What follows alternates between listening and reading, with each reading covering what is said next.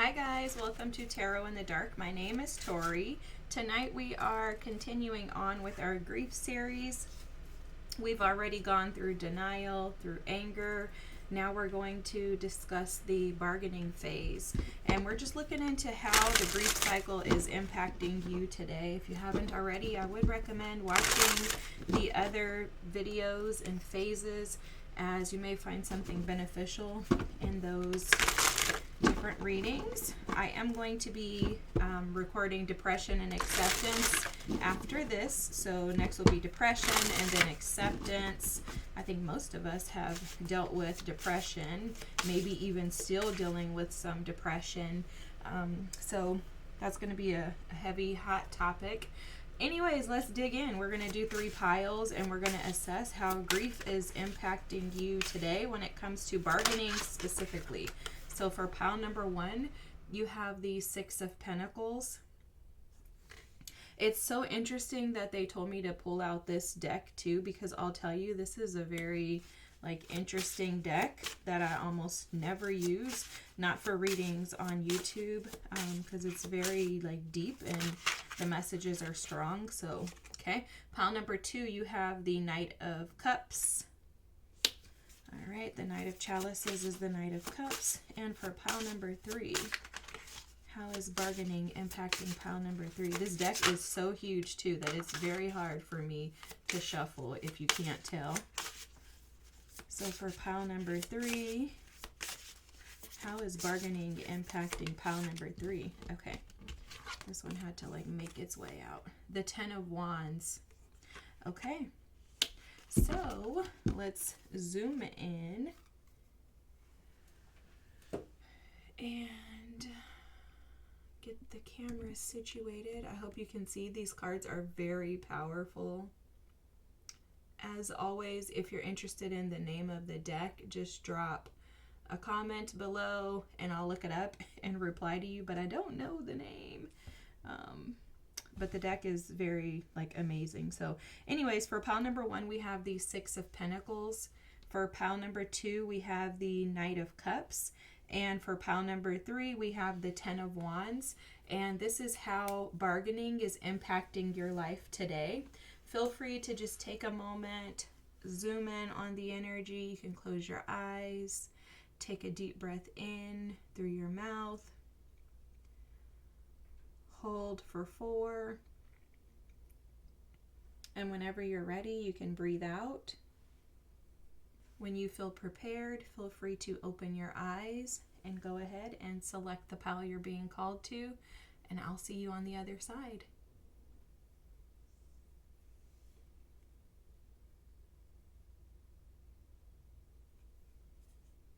Hi, pile number 1. If you chose the 6 of Pentacles, this is how bargaining is impacting you today.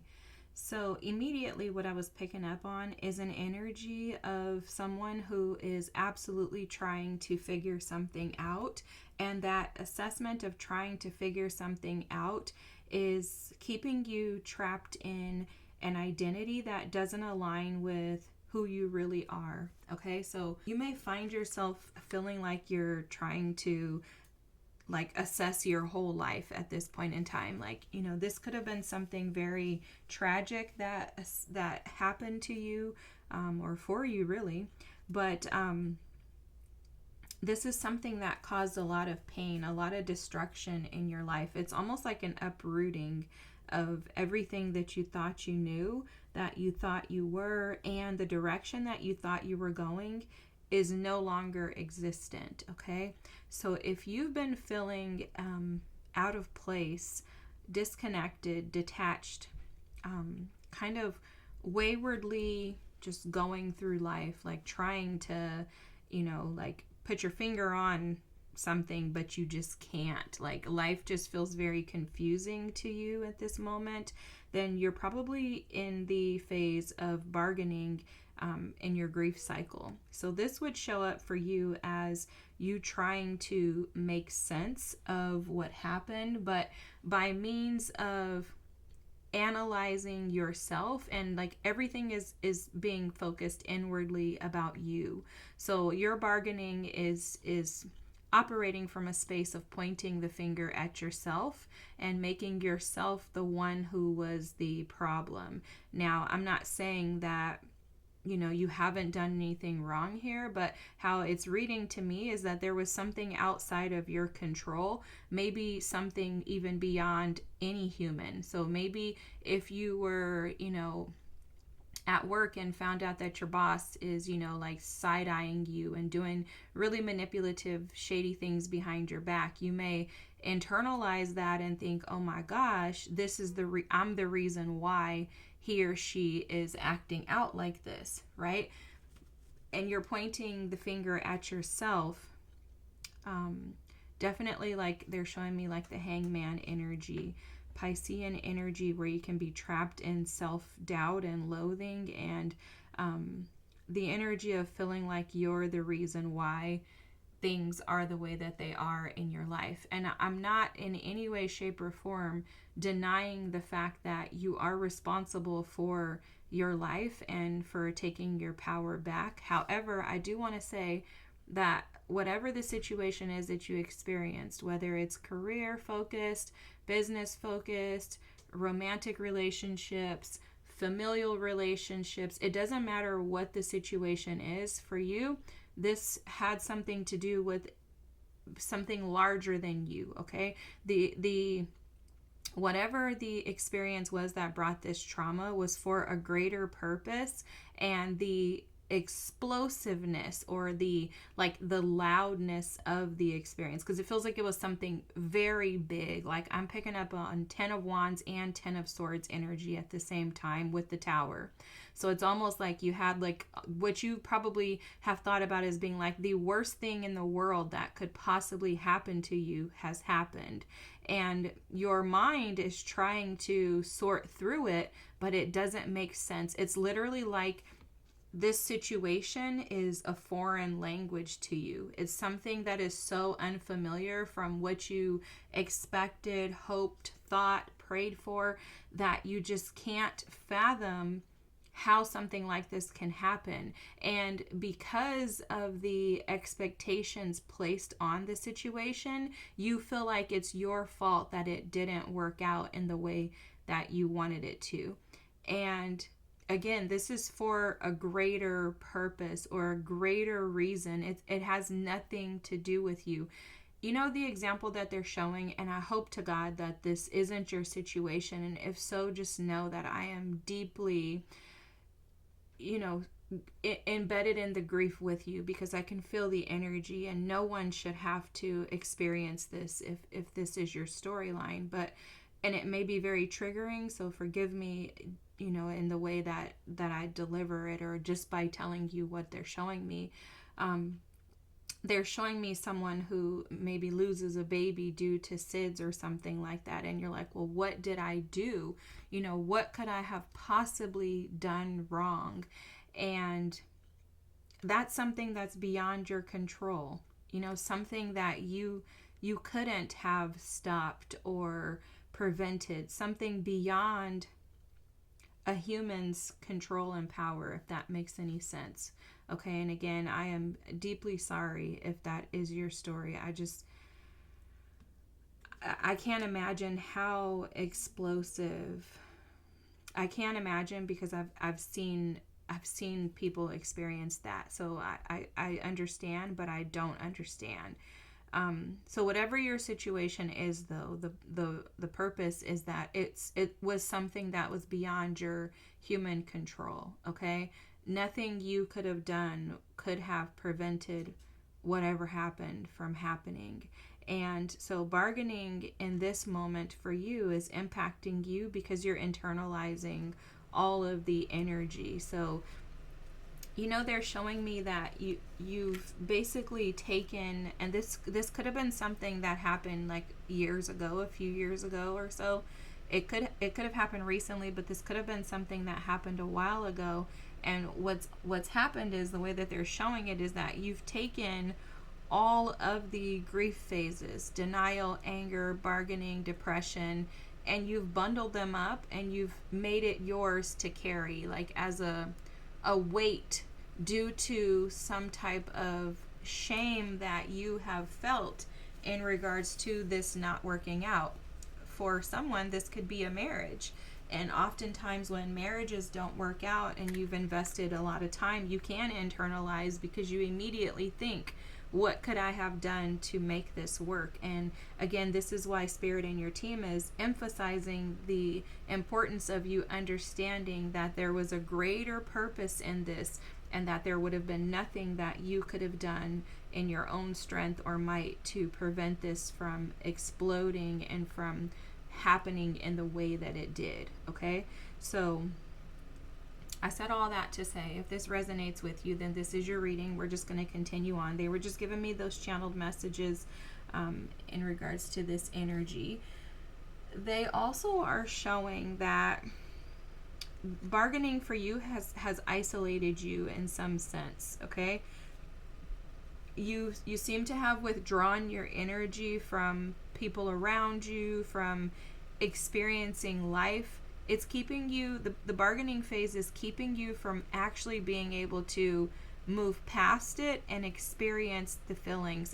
It's literally like you have, again, isolated yourself, hermited yourself in an attempt to, and this may not be like from everything in life. Like maybe you're functioning and you're doing things normal, but this particular situation has isolated you and your emotions. So how they're showing it is, you know, you could be walking around in the world, but you're in this bubble, and this bubble is kind of like an opaque color.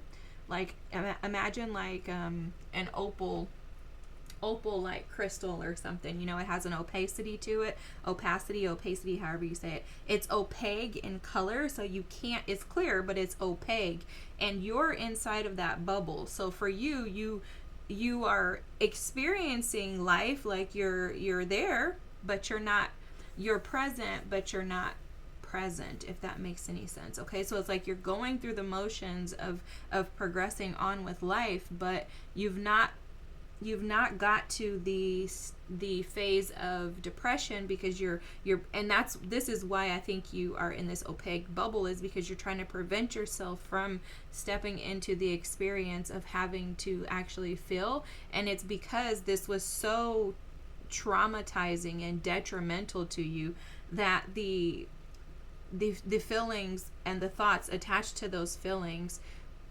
you're afraid that they will push you into depression.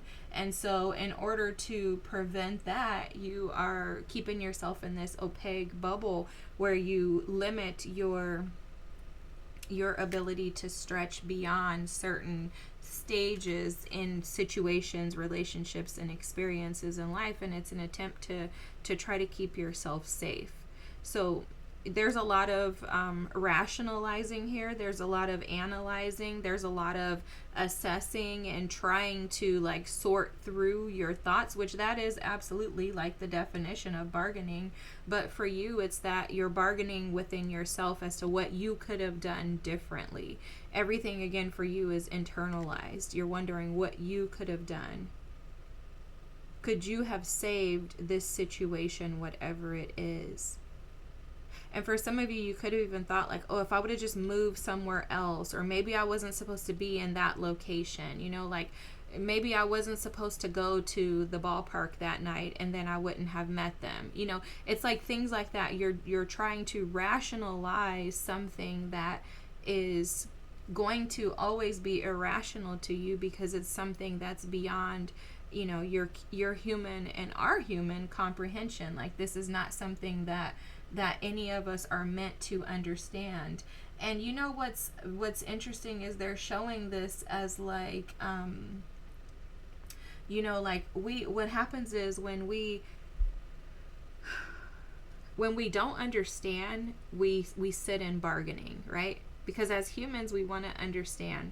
And I was just watching something with my loctician recently in regards to just surrendering and just allowing God to do what it is that God is doing in our lives without the resistance of us trying to, you know, make sense of it. And the individual speaking was speaking to the fact that, you know, there are so many things about our lives and the stories of our lives that we'll never understand. We're not meant to, and we're not meant to, because even if we understood the reason why things happen, it still may not make sense to us. And that's because it may not have anything to do with right now in 2026. It may have had something to do with, 2002, or it may have something to do with, 2402. Like, we just don't know. Our human minds are not equipped and empowered to carry the weight of, a supreme higher being, in the sense that there's just certain things that we have to allow to be, and trust that there's a greater purpose, that there's, someone who is in support of us and ensuring that things are working out the way that they are. And that's our ancestors, spirit, and our guides. And so for you, this may be very challenging for you to overcome, because I am seeing you as like an air sign energy. So you may be an Aquarius, Gemini, or a Libra, or that may be like a moon sign of yours, or in Mercury, where you're, constantly thinking things that are related to, like, make it make sense, right? You may be a very logical individual that needs things to make sense. They keep showing me the case for Christ, so definitely a logical individual. I want to try to, like, take a look here. I'm picking up on a ton of isolating energy. I want to just see how your energy shows up based on this happening to you. Okay, let's kind of get some more, like, feedback. We're definitely going to get some advice on how you can, push through this phase. Kubler-Ross calls these cycles. I call them phases. I believe that you can weave in and out of them. Oh, okay. I like this. So the frog is here, and this frog energy, I'm just going to intuitively give you guys what I'm picking up on. I don't even know where the book could be. Oh, the book is right here. But intuitively, I'm picking up on, with this frog energy, that you may find yourself, like, again, being, like, pulled back and reserved. What they're showing me is how this frog would, like, live in a jungle, and the frog needs to conserve its energy but also pull back so that it doesn't get attacked. It's almost like there's a fragility to your energy based on your experiences, and this bargaining phase has kind of supported that. Like, you may feel like you're unprepared to take leaps into new experiences. You may be very reserved, and again, that opaque bubble that they're showing me. I want to read the book, because I think we're going to get more information from the book here. I mean, the messages that I'm seeing with the frog are pretty clear, but okay. Wow. So leap, detox, and vitality. Take the leap. The frog invites you to think outside the box and reconstruct the framework of your mind, providing potent medicine to release limited thinking. It's time to embrace possibilities. The frog thrives in the element of water, a sign of cleansing, purity, and detoxification on an emotional, mental, physical, and spiritual level. To remove a scarcity mindset, you must go to the source where these patterns originated. Look back to your childhood for any wounds you still carry today. Explore past lives and ancestral healing. If you can't identify where these blocks came from, it's time to extricate yourself from old ties that no longer belong to you as you embrace a new identity of vital life force for your entire being. This requires you to take a look at your own poison and how you yourself have been administering the dose. Wow. Clear this toxic energy by becoming aware of the part you've played in it. Wow. Now, bargaining for you, this is so, like, awesome. I'm glad I pulled this. This bargaining for you is the fact that you are, again, this is the isolating energy of, like, staying trapped and not really being interested in coming out of that bubble. And it's because of fear. I think we mentioned that earlier, but it's because of fear, right? Like, you're like, I don't want to go through this traumatic experience again. I don't want to live through this. And also, sorry, forgive me, I don't want to make you dizzy. And also, it's like a part of you got, like, stuck or trapped in this experience. It's very interesting. Okay, so we have the Midas miser here. And the shadow attributes are hoarding money and emotions, obsessive fear of losing your wealth. Wow, this is like four and five of Pentacles energy. The light attributes are entrepreneurial or creative ability to turn anything to gold and delight in sharing life's riches. Okay, so I am picking up on some Five of Pentacles, Piscean energy. Again here, Five of Pentacles is like Taurus energy, guys, but I'm picking up on both combined, and I'll tell you why. It's because it feels like the Hangman energy here.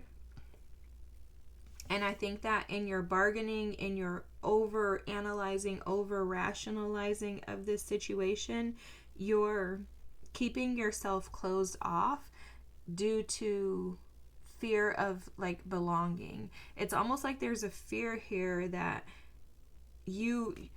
what you wanted didn't work out, so there's nowhere else that could.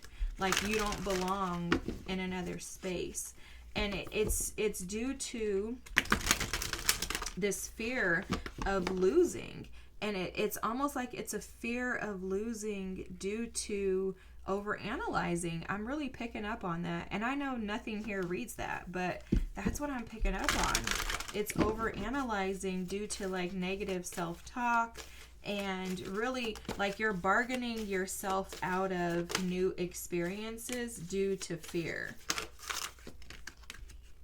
Wow, if these cards don't make this so clear, yeah, you absolutely could have had a romantic partnership that you lost, that didn't work out. But I'm going to tell you, you didn't lose anything, okay? You may have detached from someone. Maybe you thought that was where you were going to spend the rest of your life, but it was big. This is bigger than you. This is about you allowing yourself to experience new opportunities. You know, this is the Temperance card here, patience. Then you have the Crown Chakra. The Harmony card is the Lovers. And then you have mental conflict. This is the Two of Swords energy, that Aquarius energy that I was picking up on. You know, how they're showing me this, I never even noticed this, but they're showing me this is there's two people. There's two versions of you, but the one that is being highlighted is the one that's hidden behind what everyone sees. And it's so interesting because this card, the face looks opaque to me. So it's almost like this opal color that I keep seeing around your energy, and it's because there's a lack of clarity. So bargaining is keeping you stuck in assessing. And, you know, after you assess, the next step is to create a plan. And I think that that would probably benefit you as advice to be able to come out of this. Is you see that there's something that you're stuck in, right? You're stuck in a mindset and energy. I think the fear is not necessarily about money in this. It could be, but it seems like based on the cards here that your fear is around taking a leap towards anything that could potentially be satisfying to you. And it's because you feel detached from experiencing things because you haven't been. You've been isolated, hermited, bubbled off. And so there's a fear that if I step into something, is it going to work out with this Temperance card? Like, you've been patient, you've been waiting, but it's like, is it going to actually work out? I think the thing is that you don't want to put yourself in any situation that's going to break you. And it's because you feel like you've already been broken. And so it's almost like you had to reestablish yourself, realign to a better, higher version of yourself. You've done that, but now the next step is to activate and put those things into action. So here's how it works. You've been sitting, you've been hermiting, you've done all the work, right? But when the opportunities show up, you won't take a leap. And it's because you've been doing the work, but not detoxifying and purging the old out. That's so powerful. And so your team is inviting you to purge out the old thought process, which is why this Midas miser card came out, because this is about your thoughts. It's about the way that you think. It's about fears that restrict you from being able to move forward. And so what you do is you get stuck in bargaining. So basically imagine that you're just assessing nonstop. And I know you know what this feels like because you're doing it. You're just constantly just analyzing well, what if this happens? What if that happens? Oh my God, if this doesn't work out, then that's not going to happen. It's an over-analyzing energy that is not allowing your higher self to shine through. And on top of that, you have a wish of being connected with a partnership and having a partner, right? You have a desire to be able to connect with someone who aligns with your soul purpose, your mission, and your higher self. But you're so detached from the crown chakra is representative of for me, the crown chakra is how you interact and see the world around you through the lens of your higher self. It's through the lens of spirit. The actual book definition would be like your spiritual connection and how enlightened you are, how aware you are. But when your crown chakra is out of balance, then it'll keep you disconnected and feeling like you are detached from everyone else in the world, because really the reality of it is that people are our connections to spirit most of the time. And that's because, and I'm not saying that you need somebody to go through to get to spirit. I'm not saying or suggesting that at all. What I'm saying is that quite often spirit operates in and through people, right? Because you don't see spirit come down from a sky or anything and say, hey, pal number one, guess what? And you can commune with spirit. You can absolutely communicate. I communicate with spirit all the time. But people are the ones that spirit will use to teach us lessons, to help us to be able to put into action everything that we've been doing while we've been trying to alchemize our energy and create balance. I think another thing too that they're showing me is that you're afraid that you'll plant seeds and then disruption will come, just like in the other situation. And the only way that you're going to figure out whether or not something is for you or not is for you to take a leap into it and to put into practice everything that you've been working on. There's something about allowing yourself to share in the experiences of life with others coming through. And in your bargaining, you're over rationalizing. And what I want to say is just from someone who is totally guilty of doing this type of bargaining, your shadow self, lower self, inner child, ego, whatever you want to call it, is going to always convince you to find your own way out. And your higher self is always going to encourage you to follow the path that feels most aligned with your fears. Your fears are more than likely attached to your higher self. And when I say your fears, I'm not talking about oh, don't go there. No, it's more so oh my God, I met this person. I really, really, really have never felt this way about them. However, that last marriage that I was in exploded. That person lied. He was this, and that. She did this, and that. So there's no way that I'm going to attempt to try this with somebody else. You're afraid because of your previous experiences. And again, they're showing me it's because the old hasn't been cleansed out. So imagine you meet somebody and you're like, oh my God, this is the love of my life. Let's move in together. And you're preparing a space in the closet for them. And you have all this stuff from your ex in the closet. Are you going to leave it there? Heck no. You're going to be like, I got to clean this out because I don't want them coming in here and seeing all of his or her stuff in there. You're going to clean it out. And so the same thing has to happen here. But for you, the cleaning out is allowing yourself to see the old situation through the lens of spirit. That it didn't work because something better, something more aligned. And that's what better is. Better is more aligned here. Okay? This person will be very triggering for you. If you've met them already or if you haven't, someone with a lover's energy is going to be very triggering for you. But are you going to be willing to take a risk and clean out the old so that you can make room for the new? Or are you going to keep the old stuff in the closet and look at it every day and analyze what could have, should have, or would have happened if you would have handled it differently.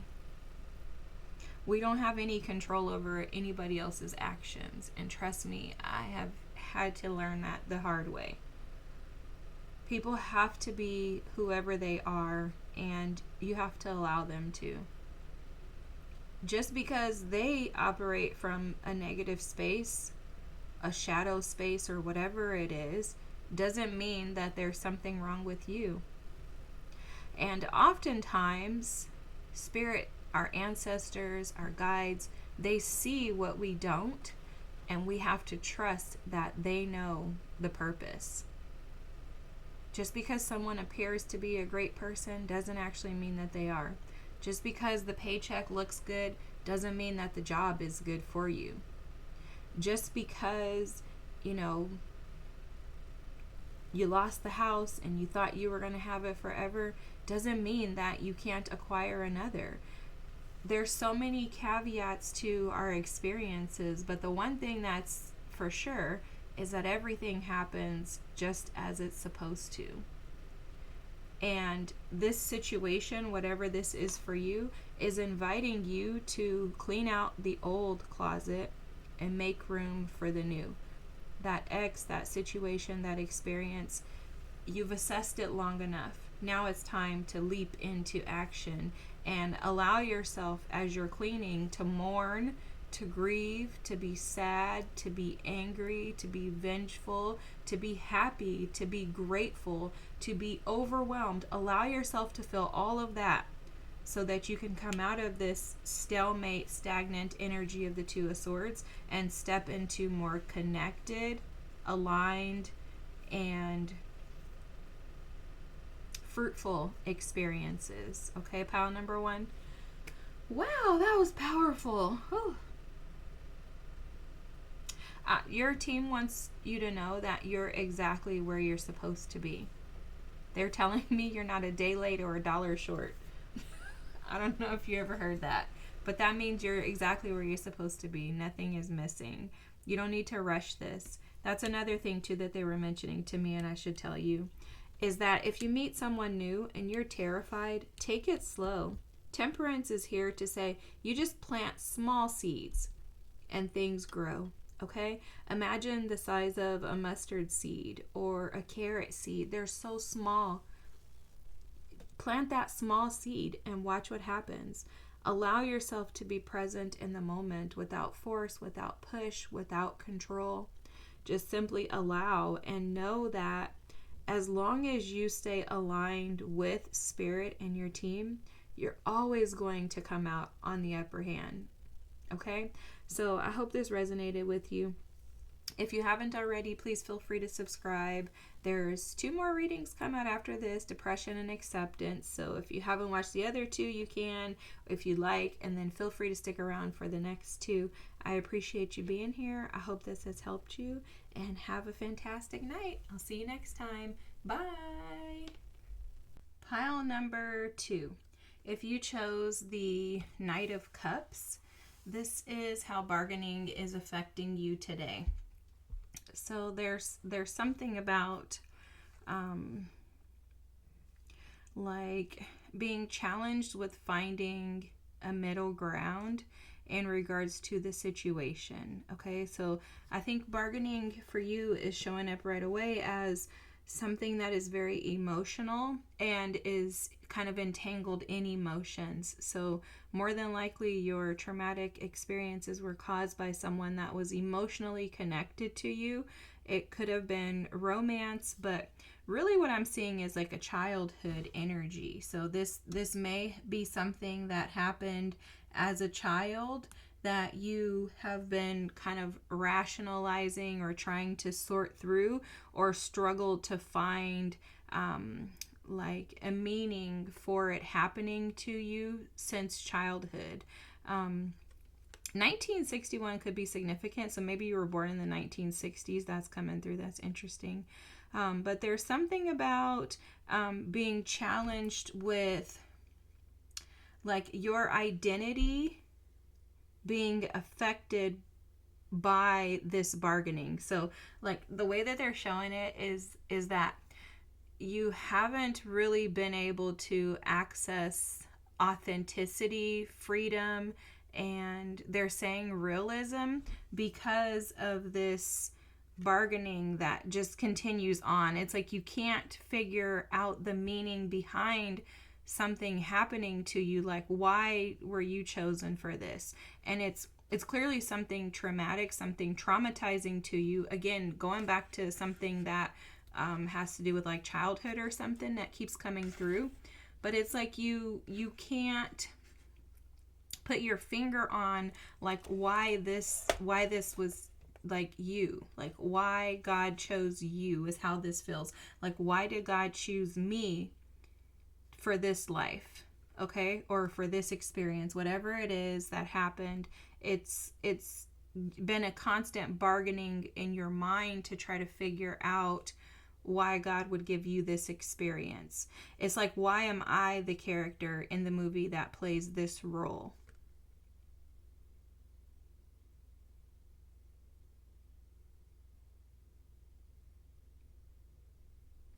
There's also something coming through with this that like you are naturally like a free spirited person. Like they're showing me like a hippie from Berkeley, California, and they're showing me that like imagine a hippie that can't actually like function in that space. Like, you know, hippies typically would wear like no shoes and walk around the grass, hug trees and stuff.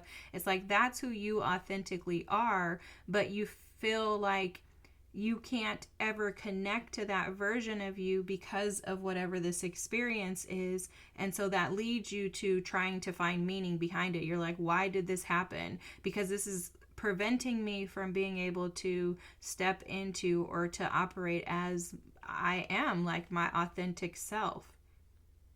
It's very interesting. And what they're showing me is that this, for you, since this initiated in childhood, it's kind of just stacked on top of your adult, you know, teenage experiences into, you know, adulthood and however old you are now. It's like this is just continue to like layer up, and it's just a layering of this thing, whatever this core root, like the nucleus is how they're showing this to me. So the very center of like your challenges around identity, your challenges around stepping into your authenticity, being able to freely express yourself, it all stems from this traumatic experience that you had as a child. That's the nucleus. And the bargaining is your way of trying to grieve with this, is what they're saying very clearly. Whatever happened to you, it's showing up as like an unfairness, like something that wasn't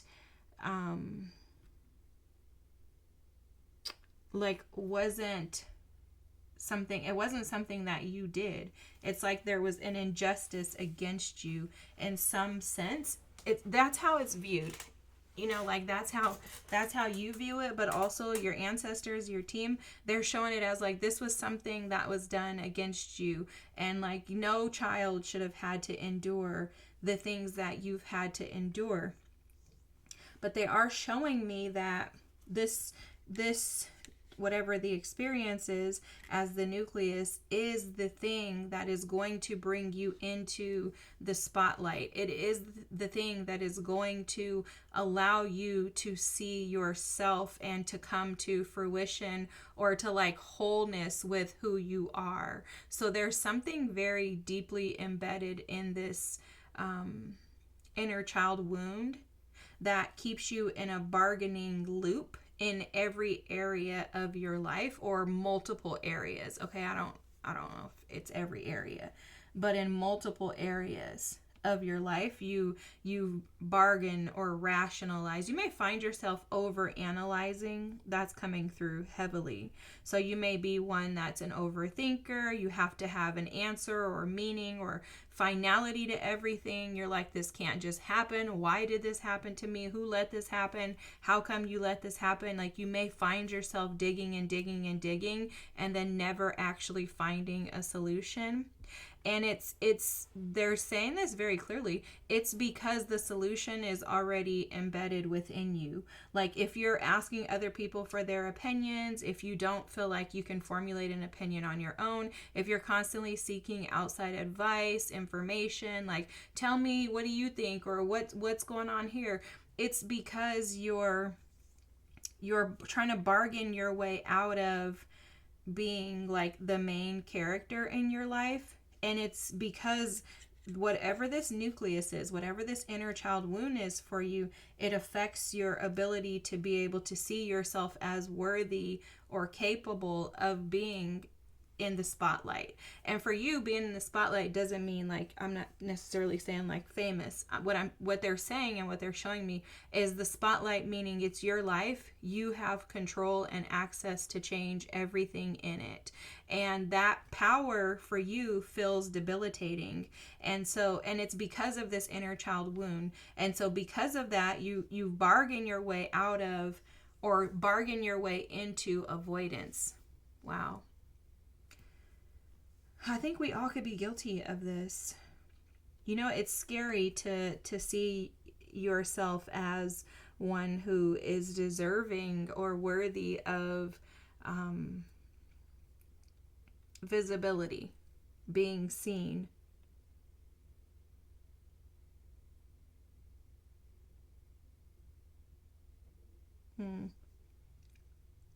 But this card, so this deck is like a revolutionary like deck in my opinion. It's got a lot of like political and other stuff. I don't even read the cards though, if I could be honest with you guys, because I like to just intuitively pick up on whatever spirit is showing.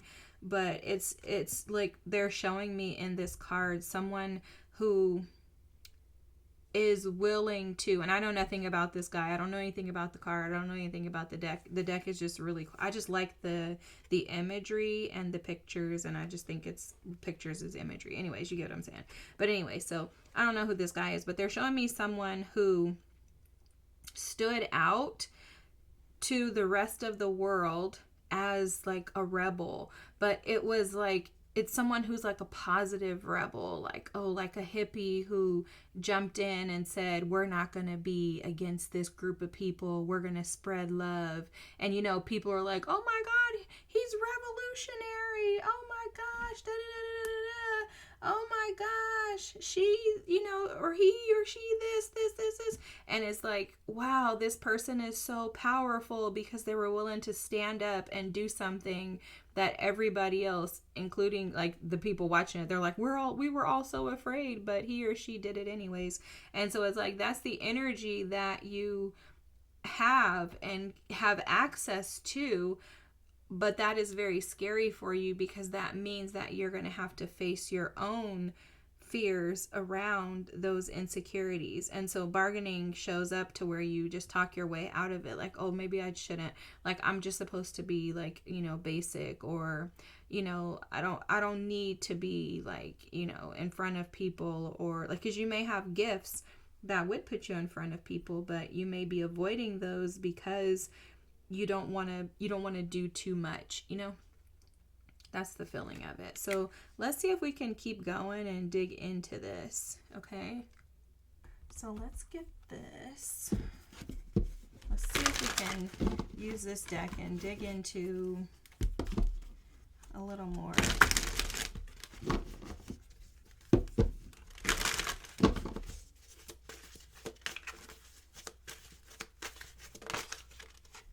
Okay, so the warrior and the athlete. Ooh, I love this because it's about strength, you know? Like, you notice both of these cards are indicative of strength. I keep seeing Leo energy here. We are in Leo season when I'm recording this, but you could be, it's a timeless reading, so you could be any sign, but Leo energy is coming through very heavily. I'm also picking up on some Aries energy, so you could be the fire sign, Aries, Leo, or Sag, or have that in your chart somewhere. But this warrior energy, let's go here first. The warrior and the athlete are both about the ability to push through. It's about strength. It's about being able to build and, you know, like develop something, whether that's physical strength, mental strength, or the ability to endure until the end. And so for you, the warrior energy The light attributes are strength, skill, discipline, and toughness of will. Wow. Heroism, stoicism, and self sacrifice and conquering the ego. That's why I was picking up on that. Leo energy, the ego, they just keep like flashing that sun to me. And so the ego, we'll talk about that. The shadow attributes are trading ethical principles for victory at any cost, indifference to the suffering inflicted upon or inflicted on others. Okay, so how this is showing up for you is that you may tend to err on the side of caution when it comes to defending and standing up for what internally you may deem to be most appropriate for yourself, but there's something about like just shrinking, like how bargaining, because of this grief that you had to endure as that initiated as a child, it's like you will rationalize your way out of being like important. That's really how this feels, is like someone who maybe was a foster child or something like that, and it's like I have this feeling of insignificance that just kind of weighs over me my entire life because I never felt like I was wanted. That's how this energy feels.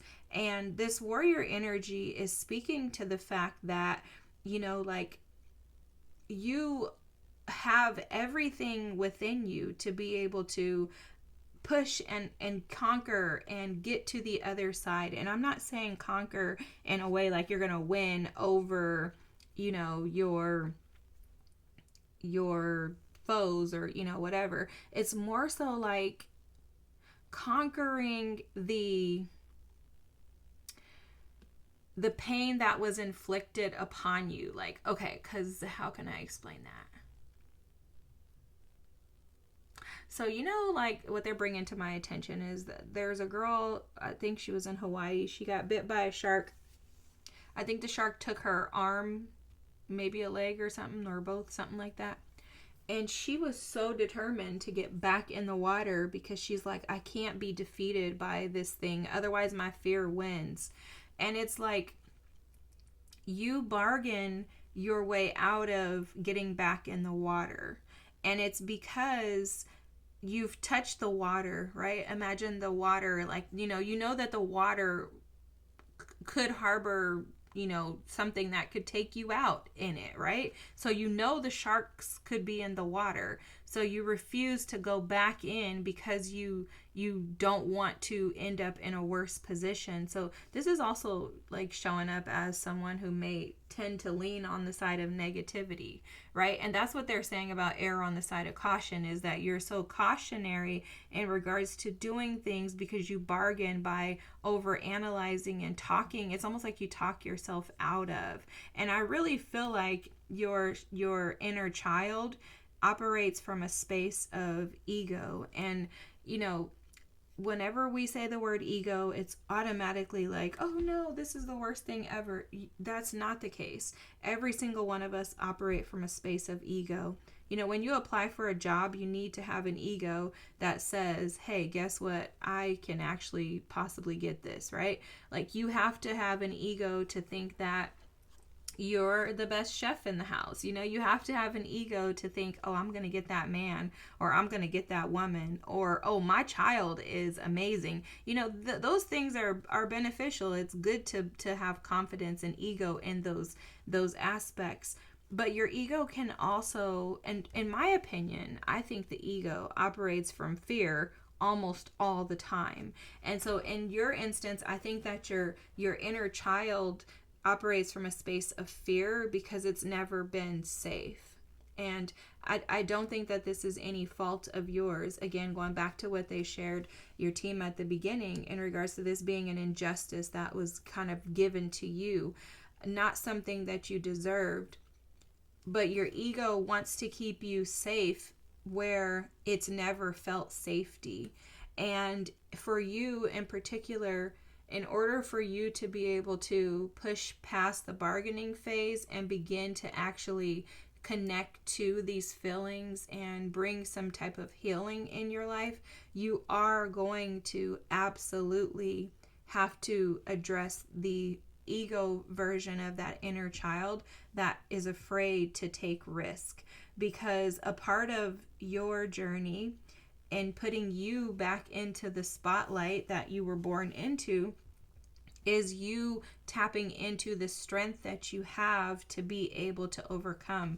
I mean, I wouldn't be surprised if you did like a numerology chart and you found out that your strengths are physicality, because there's and there could be something about you being physically active that will support you in being able to overcome and conquer the mental stress and anxiety that I'm picking up on that you deal with because of rationalization, because that's what the bargaining is for you, is you're rationalizing everything in an attempt to try to find meaning to why you feel detached and disconnected from your nucleus. Okay, because now that's how they're showing me, is there's a separation between you and your core, and this is attached to you not knowing who you are based on feeling like you weren't offered or afforded the appropriate experiences as a child to connect you to, a bigger picture. It's so interesting the way they're showing this to me. It's literally like there's a world and you're like sitting outside of the world, that like that's how you feel. Like maybe you feel like everyone else is functioning, but there's a part of you that is always detached or disconnected. Like maybe you feel like you can never actually connect to other people because of this detached nucleus. Okay, that's so interesting. I hope this is making sense to you. And I'm so sorry that you had to go through this, but I'm not sorry, because I can see that this is your superpower. I can see that this is where your strength is going to be drawn from. And I can also see how you can become a powerhouse if you're willing to allow yourself the space to be able to stop bargaining and instead start feeling. And so this athlete card here, athlete, the light attributes are dedication to transcending physical limits, including handicaps, and development of the personal willpower and strength of spirit. See, I love that. That's what this is for you. The shadow attributes are misuse of athletic ability for selfish ends, false sense of invulnerability, and entitlement. Wow. Wow. Whoa. So what they said was this false sense of invulnerability and entitlement is where you get hit. I think it's because this is deep, y'all.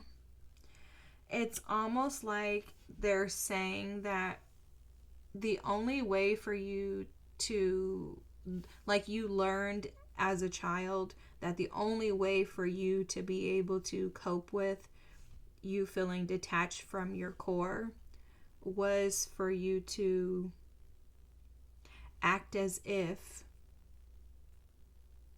you had it better. Like there's something about that. It's like a cover up. It's so weird. I don't know how to explain this to you guys. It's like you mask, and it makes perfect sense. We all do this in some way, shape, or form. You mask your pain as a child by feeling like I don't need that. I didn't need that. That was insignificant for me. And what it is it's there's no vulnerability in that, but yet you think you're being vulnerable. You feel like you're kind of surrendering over to it. Like you feel like I'm surrendering to the pain, but it's really an invulnerability, and it leans more on a side of entitlement, because it's like I feel like I didn't need that because I'm better than that anyways. Like that's how it's coming across. And I wish I could like dig into this deeper and like really explain it the way that it's being like shown to me. But it's like that was your Okay. You know how okay, so imagine you have a spouse. You've been with your spouse for 5 years. You find out your spouse is cheating on you. And you're like, oh, I didn't need her anyways. I didn't need him. Please. He better be lucky that he had me. And it's like, in those moments, we feel like we're being vulnerable because we're like, oh my God, like I'm saying like that I don't need him. That's being vulnerable because I'm expressing my feelings. But it's really like, you're acting entitled in an attempt to cover up the vulnerable parts of you that you really don't want to tap into.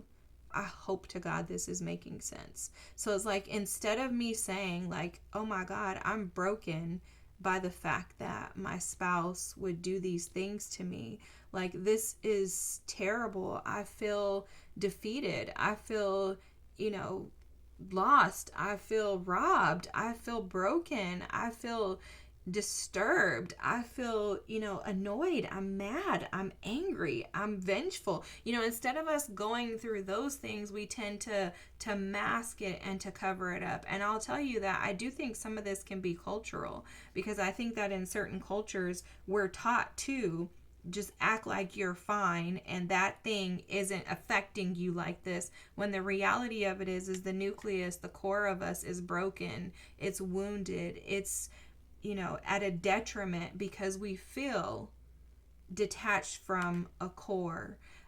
Even people who grow up in different countries from their original countries can feel this detachment. It's, I'm detached from who I really am. Maybe I don't know it. Maybe I moved away from it. Maybe my parents and my family didn't want me to connect to that because they were ashamed, or because they were afraid that people would judge me like people have judged them. Like when you grow up poor, you can kind of bring on some of these entitlement energies based on fear of looking or appearing weak. This is like so freaking deep, guys. But it's a way to bargain. It's almost like you're bargaining your way out of feeling the hurt. And I totally see why, guys. Godly, this is heavy energy. I see why. However, your team is expressing the fact that you have 2 cards here about strength. And so there is a strength about you. There's a strength that you have that I don't think that you are fully aware of. And I don't think that you give yourself enough credit for it. I also think that you haven't fully tapped into it. I am picking up that... Okay, let's keep that because that like flew out. I am picking up that you may... be afraid of your own strength, right? Like you may be like, oh my God, like I'm not too sure that I can handle how strong I am, how powerful I am. And it's because I think you have felt so disconnected that you haven't given yourself the ability to show up as the powerhouse that you truly are. And your team wants to call that out because they want you to know how this strength is it's your firefly. It's the light, okay? So it's like you could be feeling like you stay in the dark, right? Like no one sees you, but you actually are the light that lights up the darkness. Especially when you can fully be yourself and operate from a space of complete and whole authenticity and freedom, you are the light that will light up the dark places, okay? So you probably have this energy that is very connected, where you feel detached, but other people are probably very drawn to you. They're probably like, oh my God, this person is amazing, right? And it's because people see what you don't. They see this warrior, this athlete, this strength, this passion that you have. They also see the connectedness, okay? So there's something about your energy that feels very connected. You feel detached, but for others, you feel very connected, familiar, very comforting, soothing, warming. So you're probably a healer and you probably don't recognize that. There's an energetic pull that others have to you because you do shine bright, but you don't see this about yourself, and it's because the core of you feels this detached energy, and so you just bargain, again, rationalizing your way out. So let's look into these two energies. I want to just intuitively give you what I'm picking up on with the camel, since we did kind of that with the firefly. This card actually flew out and hit the ground, and I think this is about the ability to endure. And also, the camel for me speaks to longevity, being able to store up a lot and knowing when to utilize it. Okay, so camels store water in their humps, and they store water because they take long journeys. And for you, this has been a long, arduous journey, is what they want to say. Like, they're saying that very clear. This has been a long journey, and I feel like you've kind of been tiptoeing around this journey and this energy because it is probably one of like the last things that you like just don't want to deal with. We all have like just that one thing where it's like, if I could just not have to even think about that, then just let me not. And that's how this feels, is like you have like this one thing that you just don't want to look at, and it's this, and this little dumb tarot reader just wanted to bring this up, but remember, your team only gives you what you need when you're ready for it. And so there's something about understanding that you've had to endure a lot, but yet you've had everything that you needed on that journey. So you haven't been lacking anything. Although you feel detached, it's totally normal based on whatever it is that you went through for you to feel this way. You've always been protected, and you've always had enough stored up. There's something about you that is powerful, and your team wants to highlight that. So let's look at the firefly energy. And okay, if you want to take a picture, hopefully you can see. Let's do that if you want to do a screenshot. All right, so firefly, illuminate, glow, and hope. The unassuming firefly appears quite ordinary in daylight. However, its magic turns on at night as it illuminates against the dark sky, as if one of the stars. The firefly lights a path for you to shine and asks you to forego the world of external appearances to look within. Wow, wow, wow, wow, wow. Okay, I have to just say this. This firefly lights a path for you to shine and ask you to forego the world of external appearances to look within. Immediately what I heard with that is that whatever happened as a child for you, it may have looked different than other people. And so a part of it, and a part of your detached energy from the nucleus, could be because maybe you felt like God gave you a life that was completely different than everyone else around you, and then you're wanting to know why. So anyways, they just brought that up. Give yourself permission to ignite your inner gifts. The light that fireflies use is a means of communication, especially in mating rituals, with specific messages of attraction embedded in every flicker. The firefly would like you to trust that you are drawing the right people into your life. Not everybody belongs in your circle, and those that do will find you. However, you must always lay the groundwork and meet the universe halfway. Fine-tune your flicker and core beliefs, and you will attract those like-minded beings you've been waiting for. In doing so, you take on a conscious approach to life. It isn't happening to you, it is happening for you. Oh my God, that is so awesome. That's so awesome. That's so on point too. I want to just pull the camel up. Oh yeah, and I want to just put this here so you can take a screenshot, and maybe you want to read it later. I'm not going to read it, but I am noticing that it's a journey, oasis, and a reserve. Wow. This is awesome. Okay, I want to leave your reading on a high note and give you some encouragement, okay? So give us a little bit of insight into what life is gonna. I didn't do this with any of the other groups, guys, but I feel you need this. What is pile number 2? What can they look forward to? Let's just do that. In processing and working through this bargaining energy, what can they look forward to? What can pile number 2 look forward to? All right. First card out. Oh my gosh. Spiritual union. Guys, I'm blown away by that. Okay. Then you have patience, temperance. Guys, oh my gosh. Okay. Wait till I tell you what they're telling me. What?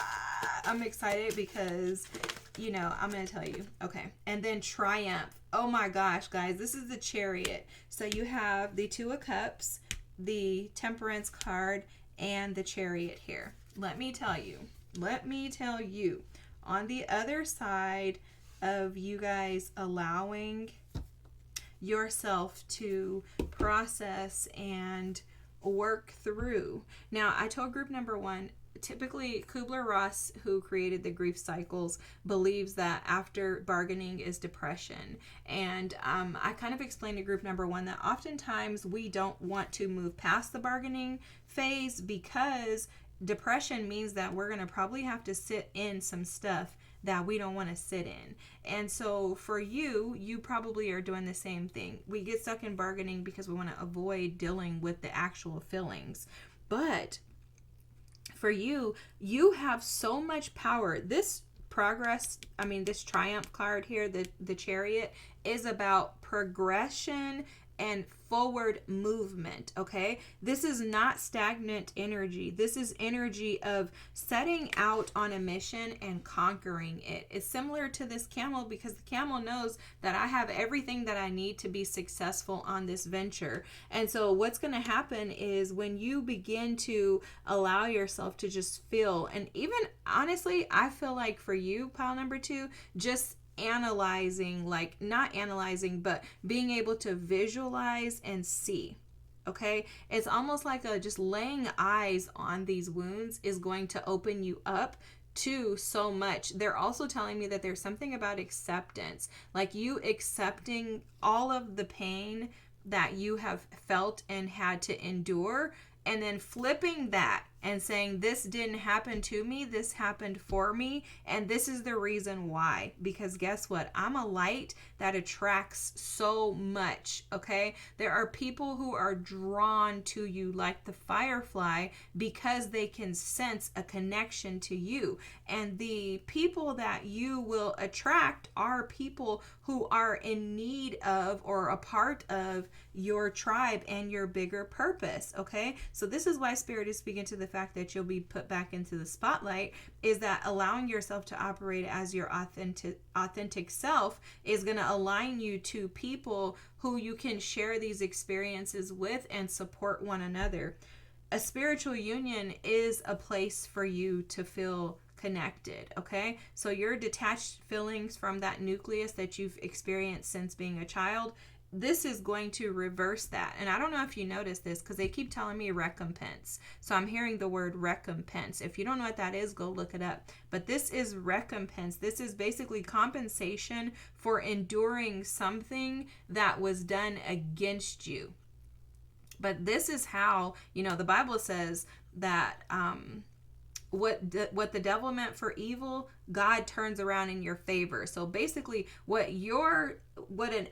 the adversary, your shadow self, your ego, the inner child, people in your family, your friends, your sister-in-law, baby cousin Tracy, whoever, if somebody did something against you and you have been suffering, then this will be reversed by you putting in the work to progress and move out of this energy. This temperance energy is extremely significant for you because that's what this is calling you to do. And this is what's on the other side of this, is you're going to alchemize the energy. See, alchemy, the magician, that's all about this one simple thing. And I'm going to tell you, it's taking the negative and flipping it on its head and turning it into positive.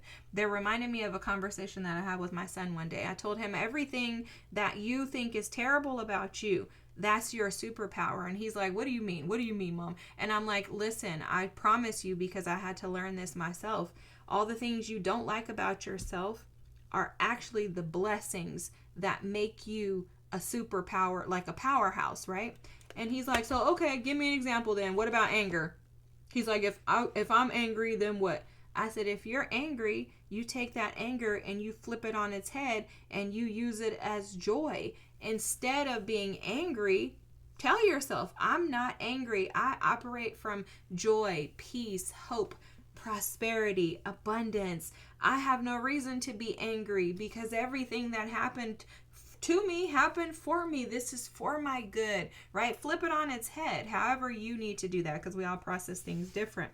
But that's what this is. This temperance card represents alchemy, the ability to be able to take a seed, plant it, and then sprout it into something powerful. And so what you're going to do is take this energy of feeling detached and you're going to turn that into a healthy attachment. And it's going to start with you first. You're going to be able to connect with yourself with this temperance energy, connect to your team, connect to spirit, connect to your guides, your ancestors, and you're going to be able to alchemize the detached energy into a very connected energy with this Two of Cups. And again, it's going to start with you. On top of that, you're going to progress forward and conquer everything that was meant to knock you off your feet. This is like no way that you could lose with this card here. Okay? There's no way that you're going to lose with the Chariot, because the Chariot moves forward with determination, willpower, and the Chariot is not going to stop until it conquers. So victory and success are on the other side of this, as well as connectedness, attachment, healthy attachment.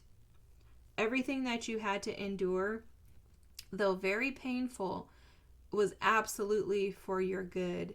And as you continue to analyze and assess the ways that you're bargaining, allow yourself to feel and to recognize that everything that you feel, whether you think it's positive or negative, is beneficial to you. It is acceptable and it's perfectly fine. There's nothing wrong with you for feeling however you feel. But I would maybe even jot down, if these are specific people that did something to you, maybe jot down how it made you feel. Sometimes writing it is easier than, like saying it out loud or thinking about it. Then you're able to put pen to paper and visually see it. And that's what they were showing earlier about the acceptance, is that for you, it may be really beneficial for you to just that was release, guys. Whatever you guys have been holding back is wanting to come up. Because it's just like air getting trapped in my throat. You may want to do some breath work too. If you haven't looked into that, you can look into that. It's a good way to release energy that's stored in our bodies. But you're here to break this cycle that has been keeping you stuck. And, I'm hearing someone say, why me? And I'm hearing Spirit say now, why not you? You're the perfect person for this. There's no one who stands out more, who is more capable and powerful than you, pile number 2. So you got this. Keep going. Remember to triumph over this by conquering your fears. Pile number 2, what a freaking amazing reading. Oh my God, I love this. I love this. I love this. This is such an honor. Thank you so much for being here. If you haven't already subscribed, please do so. Also, if you wouldn't mind liking and dropping a comment, that would be fantastic as well. I love hearing from you guys. I'm so grateful for each and every one of you. Thank you for being here. There were 2 videos posted prior to this as a part of this grief series. It was anger and denial. If you haven't already watched those, feel free to check them out. As well as there will be a depression and acceptance reading that will come after this one. Okay? Thanks so much. I'm looking forward to seeing you guys soon. Have a great night. Bye-bye. Hi, pile number 3. If you chose the 10 of Wands, this is how bargaining is impacting you today. So let me tell you, your reading is very interesting. Even the channeled messages that I'm getting are a little beyond my human comprehension. So I'm going to try my best to explain this in the best way that I can. this is also showing up as bargaining for you. It creates a lot of confusion in your life. It's almost as if it sends you in like multiple directions at the same time, and creates like this level of uncertainty. The way that you bargain is okay, and we see that the engine starting outside. Someone's leaving, so forgive me the noise. But it's the way that you, so basically like bargaining for you is affecting the way that you view every experience in your life. Okay, so you may find yourself, I keep hearing rationalizing, but overextending keeps coming through as well. And I'm not sure exactly how that plays into this, so we're going to have to work through your reading. I would suggest, if you're able to stay here until the end, because usually when something starts off a little confusing like this, when we get to the end, we're like, oh my God, that is so freaking amazing, okay? So that's usually how I am. When we get to the end of the readings, I'm like, oh, I can't believe you brought this all together. This makes perfect sense. So let's just get there and work through this together. They're telling me to pull this out, so I'm going to put this little Symbolarium book to the side here so that I make sure that I don't forget to use it. So anyways, you see how like the energy, it absolutely has shifted when I switched to your reading, but it's an energy of like, we're going here, here, there, everywhere. Like, and there's a lot of stuff going on in my mind right now, and I'm trying to hone it in on like what the root is, like what is the core of this. And I think that that's why this has been so challenging for you guys, is because you haven't been able to really figure out the core of this. And so you've just kind of been stuck in like a hamster wheel where you're just constantly spinning. And I think that this spinning is absolutely in your thoughts, but it has something to do with your actions as well. And that's because they've been channeling that to me since before I even started your reading, that your actions are affected because of your bargaining. And it may be, may have a lot to do with maybe just not sitting with,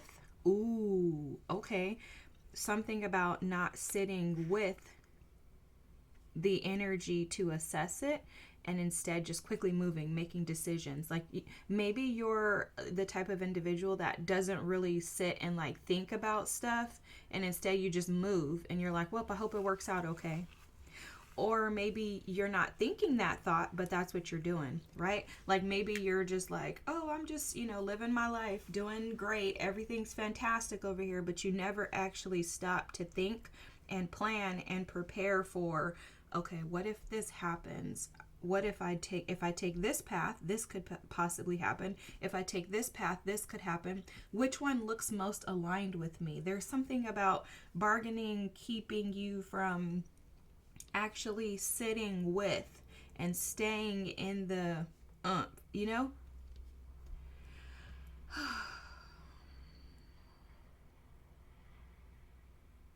I can sense that you want that energy to pass you. I think that that's not a space that you want to operate from. It's just a matter of how to get out of it, because I think it's exhausting for you.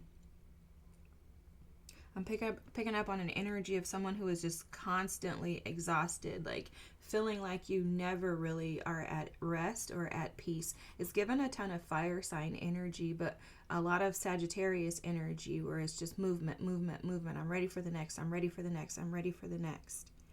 But there's something here, and I can already tell you what I'm sensing is that your advice is going to have something to do with stopping.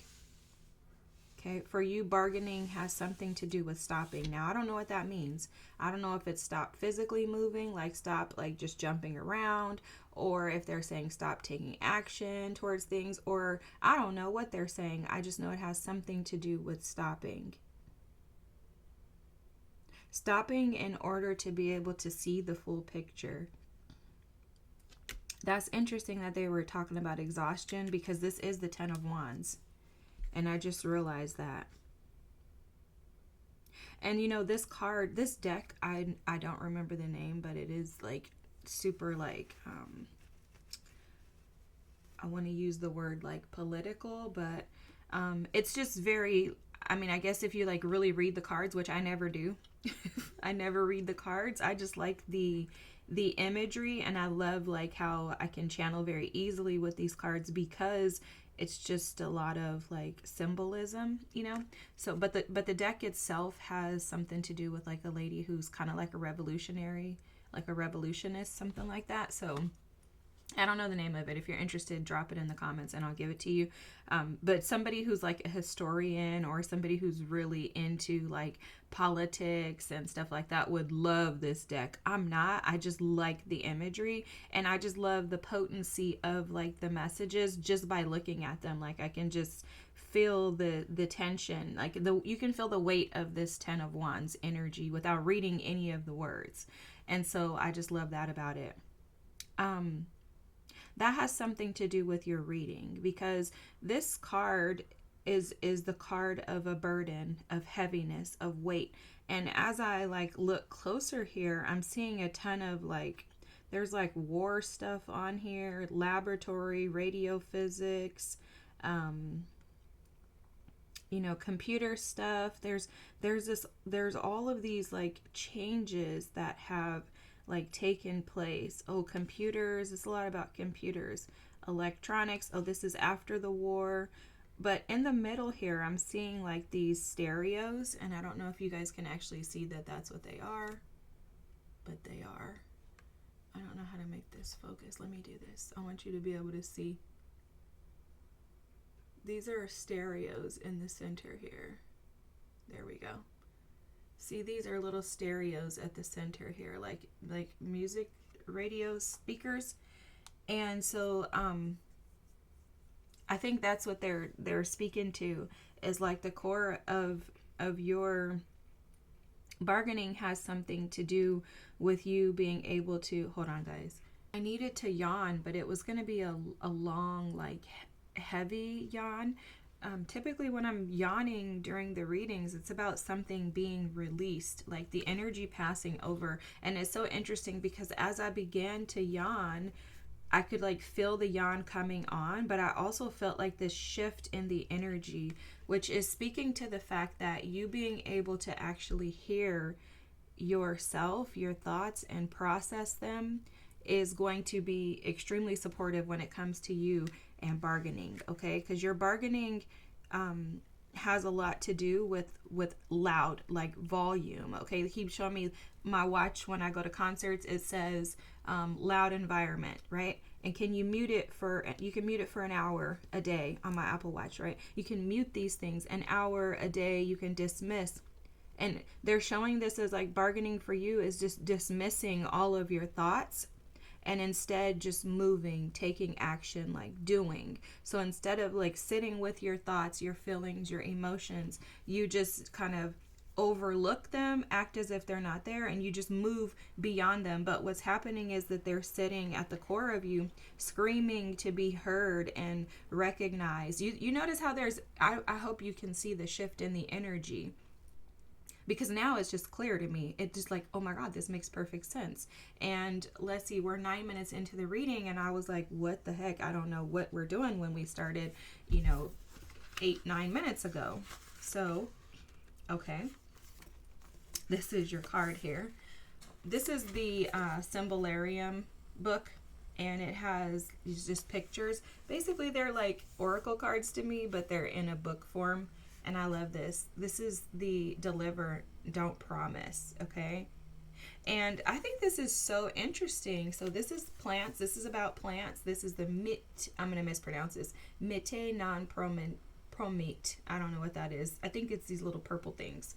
But, a fig tree. A fig tree's fruit is more pleasing than a willow's. What has been delivered is preferable to what is promised. Wow.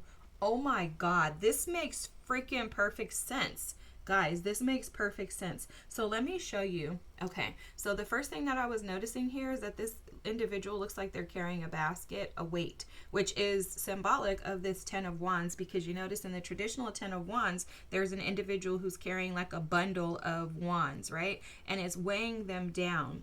So your bargaining causes you to promise, over promise, but you're not able to deliver. And it's because you're challenged by sitting with the thoughts to allow yourself to actually analyze and assess whether or not you can or can't do something. This has something to do with an inner child wound. More may come up, but what they're showing me right away is that this is an inner child wound attached to being validated and seen. Okay, so you may recognize that in your life you've had a very hard time feeling like people actually see you, hear you, or like they actually validate you. I think you've had a lot of challenges around feeling like people overlook you, like they don't see you, they act like you're not there.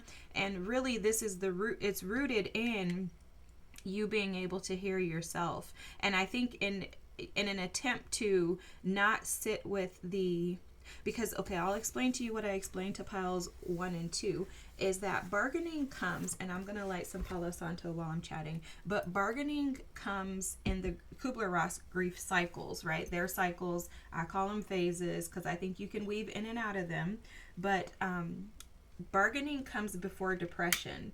And so for most of us, we get kind of trapped in bargaining because we don't want to go into potential depression. Now, I don't think that we know that, oh, the next phase or next cycle is going to be depression. I think it's just something subconsciously that we're aware of. That is, if I allow myself to feel, because my inner child has been wounded and hurt previously by these feelings, if I allow myself to feel, there's a risk that I'm going to get hurt again. And so what our inner child does is says, no thanks, I'm not going to feel anything. And we get stuck in bargaining. Well, if I don't act like this is that big of a deal, then nothing's going to affect me. I've been fine since, all of this. So I'm going to just continue to keep pushing. I'll be okay, etc. We talk our way through and out of actually sitting with in order for us to be able to heal. So actually, your reading is textbook for bargaining, because this is exactly what we all do. And it just shows up for each of us in a different way, right? But it's the same thing. We're all just trying to talk our way out of actually feeling and sitting with emotions, okay? And so I do want to hold this up in case you want to screenshot this so that you can go back and read it. I hope you can see it all. I'm not going to read it. But this is about a fig tree. Hopefully you can see, screenshot. Okay, pile number 3. So this is about bargaining through means of trying to find validation, okay? Trying to give yourself some type of satisfaction or gratification. It's like you don't want to feel the negative feelings, so you would instead prefer to feel the more happier, and I'm using quotes, right? You would prefer to feel more of the happier feelings. So you want to tap into, oh, well, I'm fine. Let me just do for them. If I do for others and I, tell them that I'm going to show up and I try, but then I really can't. There's some like false narrative here. There's something else underneath. I'm seeing something being swept under the rug. There's something else underneath this. It may have something to do with like not standing in the truth of what you know, not allowing the truth of what you know to come through. I don't know exactly what that means for you. And I think there could be so many different situations for each of us. So I'm going to leave that and let you just pull out whatever you can. But they're showing me that there's something that is being swept under the rug.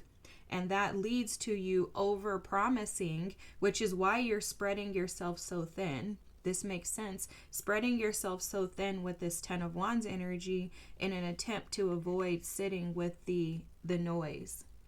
And the noise is the bargaining. The noise, so it's like you bargain your way out of sitting with the noise, because when you sit with the noise, it's going to cause you to to somehow connect to some type of wounds that are very traumatizing to you. Like the wounds feel very sensitive. Because now they're showing me, like in wound care, if you have like a hole in your back, someone has a bed sore, you have a hole in your back, if you even touch a little piece of the inside, it's like, it's very painful because that area is so sensitive. And so it's like for you, they're showing this core, this noise, the speakers being something very sensitive that you want to try to protect. And so in an attempt to protect it, you spread yourself thin in areas that you really like can't show up as your whole self. Okay, so for example, imagine you're in a relationship with someone, and in a relationship with someone, you meet somebody, you like them, you're going to be in a relationship with them. You tell them, oh my gosh, I'm going to I just love you. I want to spend the rest of my life with you. I'm going to be such a great, wife. I'm going to just say wife just for the sake of this. And, the guy, your fiance is like, okay, this is fantastic. And you're like, yeah, you're like, I'm going to just, like, while dating, you're just cooking, you're cleaning, you're doing everything. And then you get married and you're like, I do not want to live my life like this. But because you already were giving and doing everything, you're like, now I have to stick to it. But now you have a job, a child, and other things to take care of. But you're still trying to overgive to him because you made this promise that you couldn't keep, because you never sat with yourself and said, is this something I'm actually capable of doing? Or am I doing this or saying I can do this for the sake of someone validating, needing me, or seeing me? All right, we're going to pull an inner child wound card for you because I want to try to see if we can get some more answers. Okay. I feel like we're making progress for pile number 3. I'm loving this. I love these readings. I mean, I just think it's so awesome to be able to like get to the core of these things, and for me, that's what I want to do. Safety. All right. This is exactly what I was picking up on too, is that there's a lack of you feeling safe within yourself, which is due to not being seen. I'm going to pull the card out. I don't want to speak too much. I want to just pull the card out. I'm not going to like channel this card. I want to just read it to you. But I do want to just point something out to you, because this always calls me out in this card, is look at this individual and how he's sitting on a tree relaxed amongst wolves and sheep. What your team is showing me right away is that you may confuse the two because of the uncertainty and the lack of stability and safety that you feel. This has a lot to do with your sacral chakra, you feeling safe and secure and stable within yourself. And the challenges for you with this are that you haven't felt safe to just be. It's either like the safety that is missing from just being you, or safe to just exist, okay? Like there's something about that. There's like a safety to just exist without doing. Like you may be the type of person that feels like you have to do something for people to love you. And that's where that being seen and the validation and those things come from. It's like you may not have ever had people in your life show up and actually like authentically just love you without you doing something for them.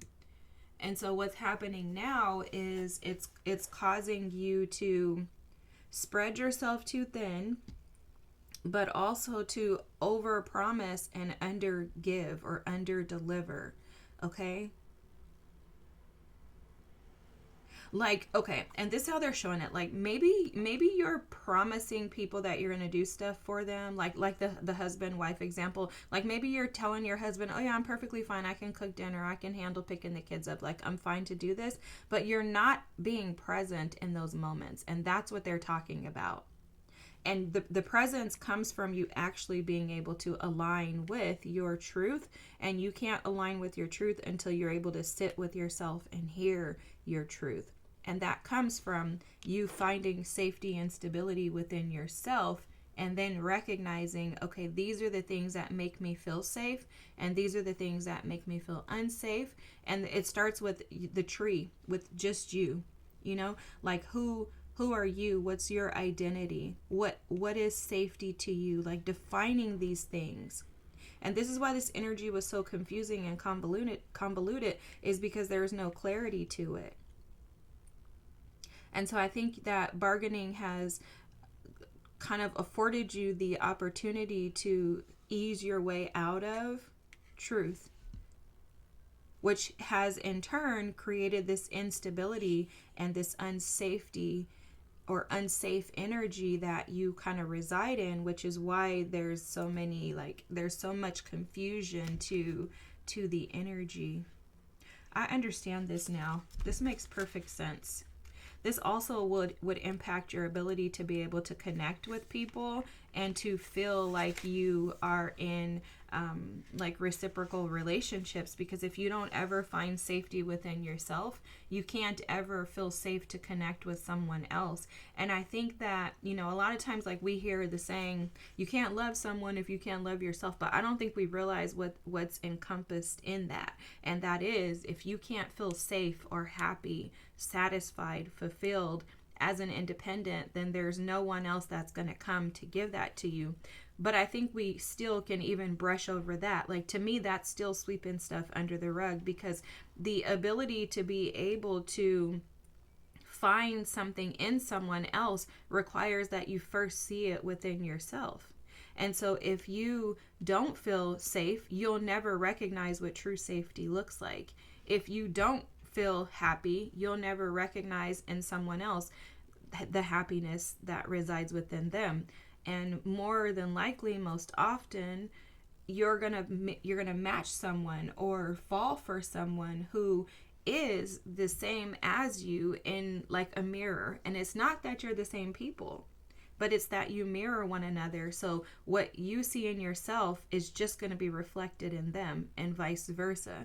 And when you're not completely solidified within your own identity, when you don't know who you are, when you haven't established these things, then it is very hard to be able to recognize what's good or not good for you, what's beneficial or not beneficial for you in looking at someone else, because it's a bypassing energy, which is this bargaining, where you'll see something and you won't even take into consideration how this may impact you later down the line, because you immediately feel like you're safe with them because they give you something. And it could just be a little bit, right? Like, they could give you a little bit of emotion and you're like, oh, I'm safe here. But it's you're missing the other parts of them because you're just seeing one thing. And I think if you're a woman, this is lessons that I've had to learn.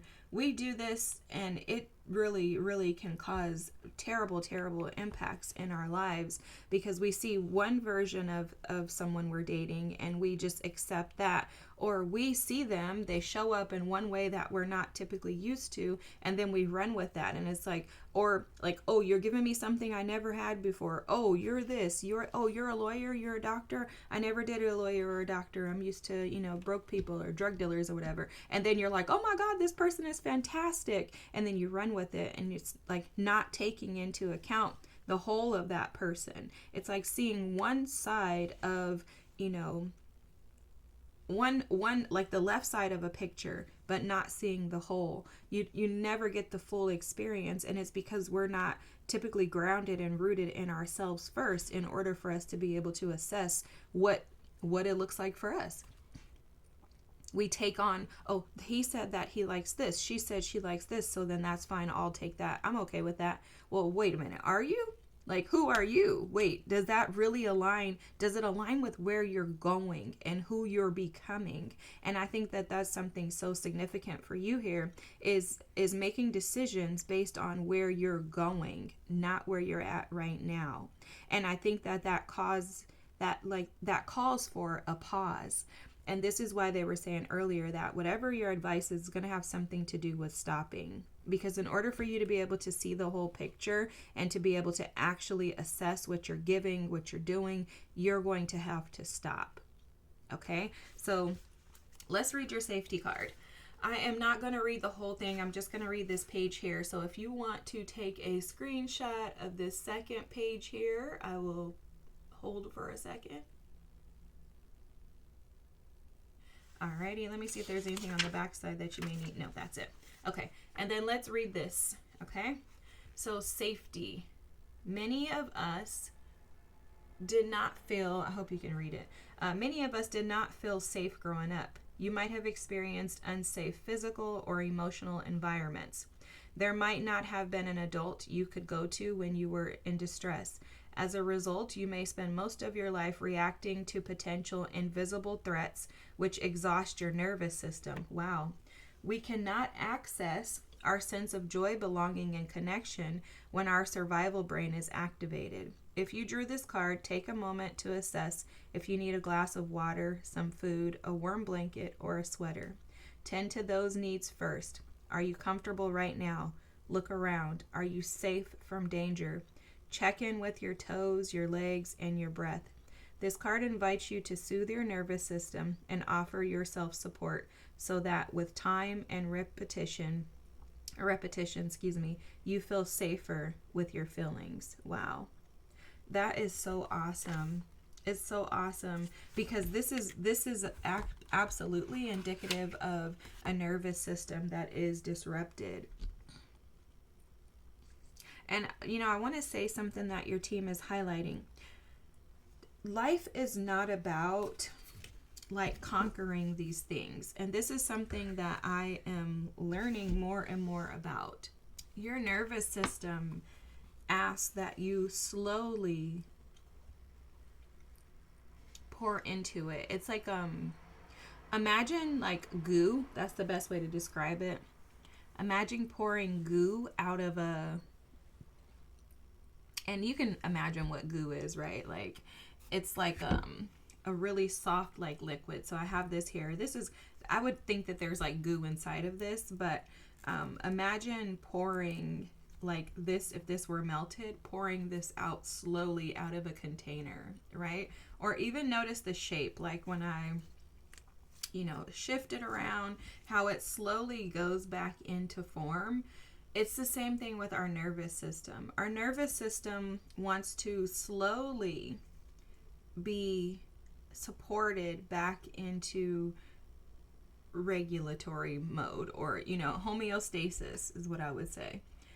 But because most of us have experienced so much life that has been traumatizing, it's going to take a little bit longer for our nervous systems to be able to realign to a better, healthier, more peaceful state of being. And so that does require a slowdown, a pause, a stop, and an assurance that no matter what happens in your life, your nervous system is afforded the opportunity to feel safety, to feel secure, to not wonder if everyone is going to be against me, right?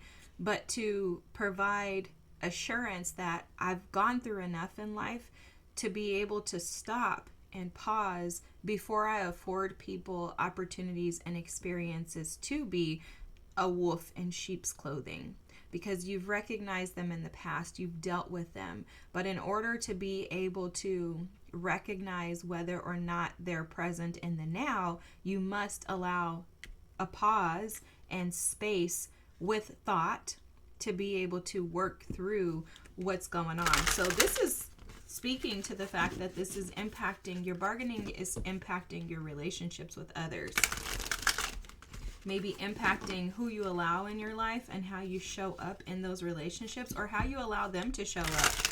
When your nervous system is bent out of shape, is what I'm going to say, you'll never trust anybody because you think everybody is against you. And one thing that I had to learn was that, and this is exactly how my team told me. They said, so you mean to tell me you think that out of all the people in the world, you're the only one that has a good heart, that's not malicious, that has no manipulative tactics that you're going to present to someone else. You mean to tell me you think you're the only one? And I'm like, oh, that would be a dumb thought, huh? Like, because I really thought that. I went through so much trauma that I was like, there's no way anybody in the world could ever, like, be right. Like, people are just, and it's because the people who I thought, and I'm using this as an example, guys, because I think you can relate to this. I thought the people who I thought were supposed to protect me were the ones who did me the worst, right? The most harm. And so because of that, I'm thinking there's no way that anybody else could do me good if the people closest to me would do me wrong. And my team was like, you clearly are a fool. Like, girl, hello, that can't be the case. So it's the same thing with you. And I'm not calling you a fool. This is just the way that my team talks to me. They're very comedic. But it's like you have to afford people the same space and grace that you afford yourself. And this is not to be a fool, right? Like, clearly we don't want to be the fool where we just jump off the cliff and don't take into consideration the fact that this person is probably covering something up, right? If they've given us signs of that. But if they haven't given you any signs of being shady, then why wouldn't you? Because what keeps coming through, and I'm just now saying it, but I keep seeing it, is your fear of taking a risk. And I think bargaining talks you out of that, because your goal is to make sure that you keep yourself safe. And this is the inner child's role, right? Which I always use this as like the ego. The ego wants to keep us safe, and it's deeply rooted in fear. If I don't feel safe with the people who are supposed to keep me safe, how can I feel safe with anyone else? But bargaining allows you to avoid actually sitting with the truth in these situations, which could be something as simple as the reason why you don't feel safe around them is because you're not supposed to be around them, right? I mean, it could be something like that. Or it could be the reason why you don't feel safe around them is because you don't feel safe with yourself. So it's a matter of really, really, really trying to sit with the truth to bring clarity and assessing, is it a you problem or is it a them problem? Like, is it you or them? And allowing yourself to be honest and open, but with a very gentle, soft energy. I'm going to flip this card over in a second, but they keep showing me this, the lamb's ear, which this is about softness, safety, and protection. What does it mean to feel safe in your own skin? And this is really what your reading is about. But this card also indicates the fact that there is a very gentle, like this lamb's ear is a very gentle energy. And what they're showing me is the energy of Ma'at with this white feather, which is about bringing balance to your heart. And like basically Ma'at energy is about balancing the scales and righting things that have been wronged against people. But I love Ma'at energy because of this. The scale has a white feather on one side. I think it's like an ostrich or some big bird's feather. I don't know. And then on the other side is a heart. Now, if you think about it, if you were to put on a scale a heart and a feather, there's no way that feather is ever going to outweigh the heart. But my interpretation of this is that Spirit is asking us to release the burdens of mistrust, like seeing the world through the lens of evil and like carrying the weight of a heavy heart. Okay, this could be a lot of things. For me, it is those things. Seeing the world through the lens of love, being able to give compassion to others, being able to forgive others, being able to see myself in others, recognizing the humanity in not only myself, but also others. And this, for me in particular, and I'm using myself as an example so that you can figure out what may or may not even align to you, because it could be something completely different. But another thing for me is the weight of my heart that I carry is oftentimes the weight of the pressure that I've applied to myself. So giving myself grace, being able to show up as light as a feather when I see myself through the lens of reflection. Am I allowing and affording myself to be a human? Or am I just beating myself up with negative thoughts in regards to all of the things that I've done wrong, rather than allowing myself to be seen for someone who is a human who is working through this experience and this journey of life? And so you may be challenged by some of the same things. Your team is inviting you to soften your energy towards yourself in allowance to find safety. It's almost like they're saying, afford yourself the opportunity to feel soft and access safety with a recognition that you're protected. You're protected. This weight, this burden that bargaining has been placed on you is not for you to carry. It's not for you to carry alone. And there are options. There are experiences. There are others who can come along and support you. But you have to open yourself up to finding the safety within. So it's almost like a softening into safety is how they keep showing it for you. And that's going to occur through stopping, pausing. Okay, you have lavender. Oh my gosh, I think this is so awesome because lavender is such a beneficial herb when it comes to like finding relaxation, like being able to get clarity, even soothing, yes, and finding harmony in just the present moment. Lavender is actually my favorite herbal scent. And it's my favorite because of so many reasons. And what they're showing me right now is interesting. Lavender attracts a lot of bees. And so they're showing if you allow yourself to soften into who you truly are, you will attract your community. Your tribe will be drawn to you. And it's like the right people will be drawn and attracted to you. Okay, let's read this first because I want to just go here. Clarity, soothing, and rest. And then what would you hear if you allowed silence to speak first? Oh my gosh. How freaking powerful. Wow. And you guys, look, that feather is here too. Okay, if you guys see white feathers, those are signs from your team that they're supporting you. And I really feel like the white feathers showing up for you would be symbolic of your team inviting you to pause, to find clarity, to just relax in the now without trying to push or force or become something else. It's really an energy of allowance, but this allowance is an allowance with yourself. Can you soften into and allow yourself to just be in whatever space you are without rationalizing your way out of it? Or talking yourself out of the like affordability. It's like almost like you feel like you probably can't even afford to just sit and be. And that's because I think when you have tried that in the past, maybe even as a child, you didn't feel safe to. Maybe you had parents that were like, come on, we have stuff to do. Get up. You need to move. And if so, that's stuck with you until now. And so now you're doing a lot, but you're actually not doing anything that is beneficial to yourself. Or most of what you do, if not all, but most of what you do is not benefiting you. It may be benefiting others. It's almost like it's scratching your itching ears. Like there's a scripture in the Bible that talks about scratching itching ears, basically saying that it's something that gives you what you want but not what you need, right? And so I think your inner child needs to be validated, seen, and I think you receive that through the safety of connection with others.